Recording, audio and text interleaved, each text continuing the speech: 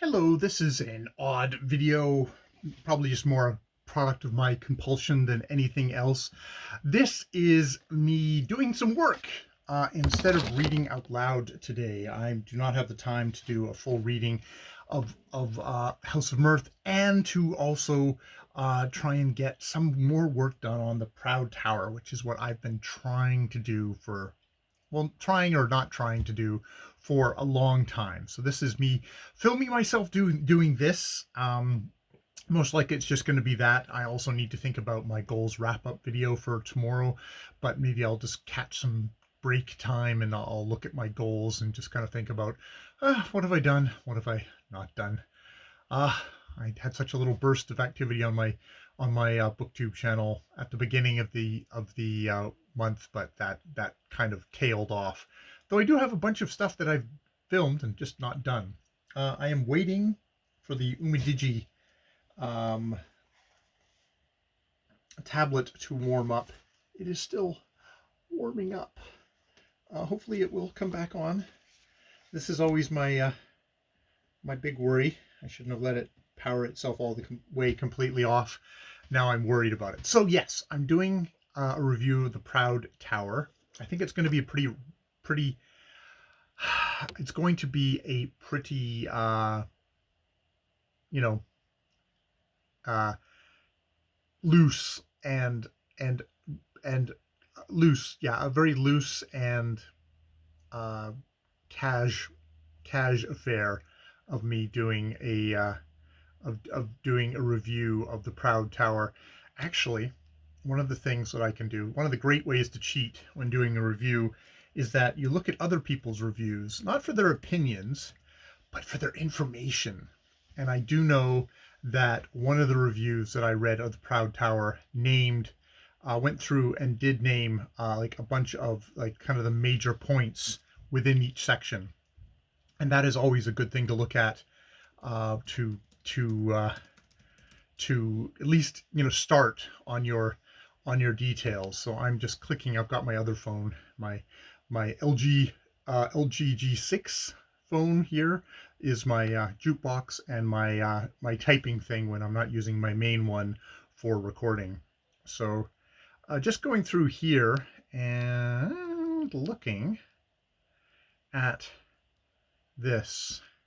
It's also got some good stuff to it's got some good stuff to kind of bounce off of people saying like, oh, they thought this was very much, this probably is a lesser book than the Guns of August, and isn't, people thought it was just a grab bag. I actually disagree with that. You know, of like, I disagree with that, in that I think it actually is what does it do? I think it does a good kind of portrait of things in general. But I'm going to put a from Goodreads section here.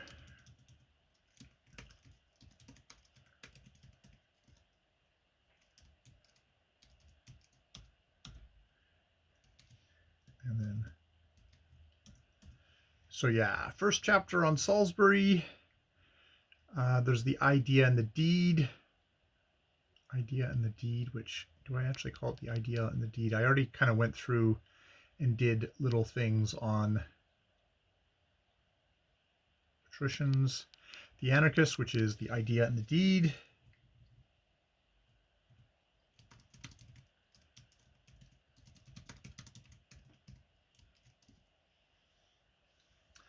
Which is,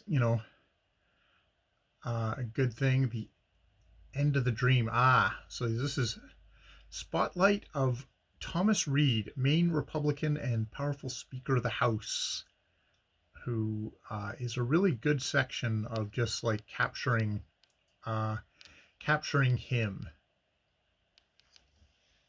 capturing this fellow as sort of the opposition to people like Theodore Roosevelt, who were very much going for militarism, and his thing trying to kind of not wanting to become the American empire, Yeah, I thought that was great. We have like the affair Dreyfus, um, which is great. I actually didn't get that much sense of Emile Zola from it, but yeah, that was a good one. There's the conferences with a couple of chancers, a couple of people, um, kind of the opportunists. You get me the sense. Um,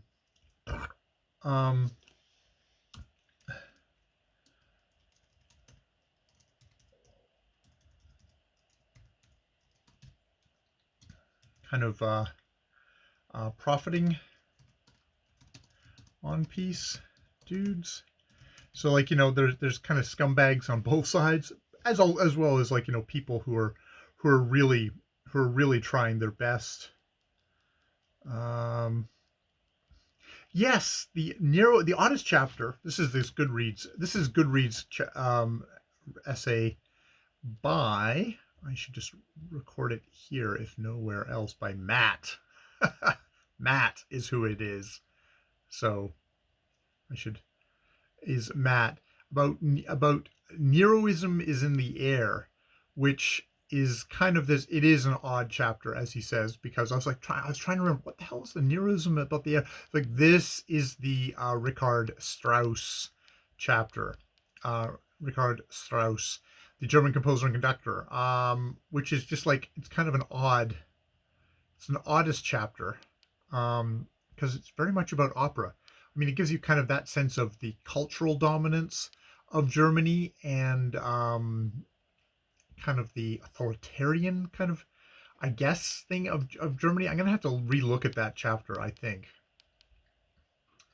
Um, Now she says that there's nothing that coheres these chapters to another, but it's like it's a portrait. I don't know if you're expecting a driving through line as much as this is like I find it extremely valuable as just a picture of this time, and a picture of this time where it's kind of helped by the fact that Tuckman isn't like, and these were the causes of World War I coming forward. Um, and it's like it's trying. She's her best level best not to let everything be colored by what is going to happen next, which is kind of is kind of tough because we're getting World War I. So what I'm wondering is if I go onto my Kindle app here, maybe I can look at notes a little bit better. Well, I can look at notes because I'm having trouble with my Kindle and it not being able to.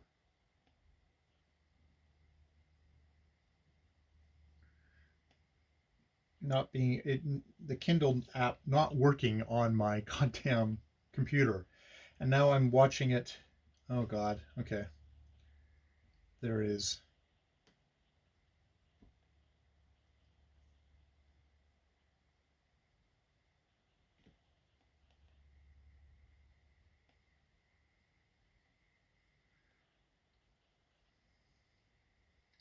I'm gonna see if it works or if I'm just gonna have to fly into this completely blind. All right, there's the Proud Tower. And we'll see if I can look at my notes. Because if I can look at my notes, maybe I can pull out little salient quotes to put into it. Never mind. And let's take a look. Because if I can look at notes, I might just like be hooray, hooray, and just leave it there for today. Is that annotations? Annotations. Na, na, na, na, na, na, na. Okay, I've got my notes here. Rich, that afterword, which does use the phrase Proud Tower, which would not be a bad thing to look at. Yes, the proud tower built up through the great age of European civilization was an edifice of grandeur and passion, of riches and beauty and dark cellars. Yes, its inhabitants lived, as compared to later time, with more self-reliance, more confidence, more hope, more greater magnificence, extravagance, elegance, more careless ease, more gaiety, more pleasure in each other's company and conversation, more injustice and hypocrisy, more misery and want, more sentiments, including false sentiment, less sufferance of mediocrity, more dignity in work, more delight in nature, more zest. The old world had much that had since been lost, whatever may have been gain. Looking back on it from 1915, Emile Verhagen, the Belgian socialist poet, dedicated his pages with emotion to the man I used to be. And that is the end of the Proud Tower. So I would say that would be just that last thing of dark cellars. I will put in there. So I don't know if I didn't steal too much from Goodreads, but maybe I can steal more from Barbara Tuchman herself.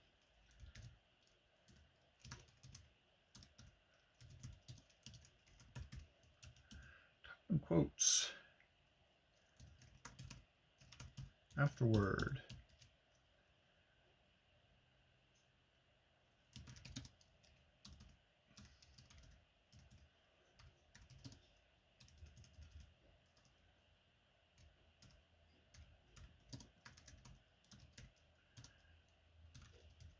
Proud Tower built up through the great age of Pian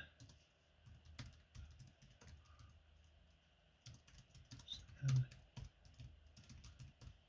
edifice of grandeur and passion, of riches and beauty and dark cellars. That is page 52. Yeah. Grandeur and passion and dark cellars. Okay. That was not a lot of work done today, but a little bit of work. A little bit. Gotta keep on pushing it along. A little bit of work. I'll leave it there. More videos later.